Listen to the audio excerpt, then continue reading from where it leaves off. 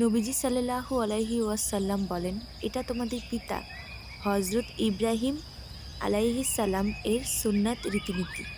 তাকে আবারও জিজ্ঞাসা করা হলো, হে আল্লাহর রাসূল সাল্লাল্লাহু আলাইহি ওয়াসাল্লাম, এতে আমাদের কি ফজিলতপূর্ণ রয়েছে? নবীজি সাল্লাল্লাহু আলাইহি ওয়াসাল্লাম উত্তরে বলেন, কুরবানির জন্তুর প্রতিটি লোমের পশমের পরিবর্তে একটি করে নেকি রয়েছে।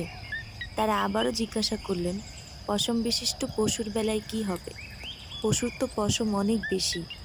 নবীজি সাল্লাল্লাহু আলাইহি ওয়াসাল্লাম বলেন, পশমওয়ালা পশুর প্রতিটি পশমের পরিবর্তেও একটি করে নেকি রয়েছে। সুবহানাল্লাহ।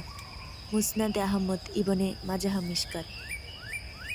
কুরবানি আল্লাহর নির্দেশ। মুমিন মুসলমানের জন্য নির্ধারিত দিনে কুরবানি করা মহান আল্লাহর নির্দেশ।